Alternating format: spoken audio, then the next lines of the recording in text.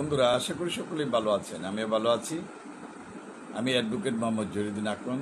আজকে বিয়ে এবং তালাকের উপর একটি ভিডিও করব এবং এটা অনেক দিন ধরেই চিন্তা ছিল যে এই ভিডিওটা দেব, কারণ অনেকেই আমার কমেন্ট বক্স ইউটিউব অথবা ফেসবুকে প্রশ্ন করেন বিয়ে তালাক নিয়ে।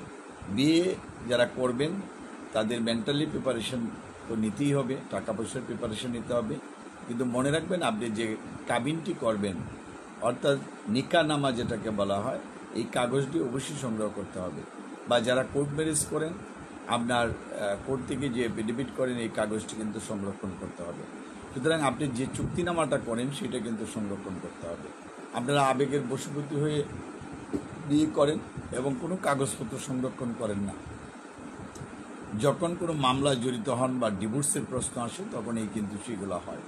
এছাড়া যারা যৌতুকের মামলায় জড়িত হন, পারিবারিক মামলা বা সংসার পুনরুদ্ধার মামলা এবং দেড়মোহরের টাকা নিয়ে যখন প্রশ্ন আসে তখনই কিন্তু সমস্যাটা দাঁড়ায়। সুতরাং যারা বিয়ে করবেন বা অলরেডি করেছেন আপনারা অবশ্যই জমির দলিলের মতো নিকাহনামা বা বিবাহ রেজিস্টার, যারা এই সমস্যায় ভোগেন আমাদের মাধ্যমে করতে চান, অবশ্যই আপনার ছবি, আইডি কার্ডের প্রয়োজন পড়ে এবং নিকাহনামার প্রয়োজন পড়ে, অর্থাৎ কাবিননামার প্রয়োজন পড়ে। সবাইকে ধন্যবাদ। আমার ফোন নাম্বার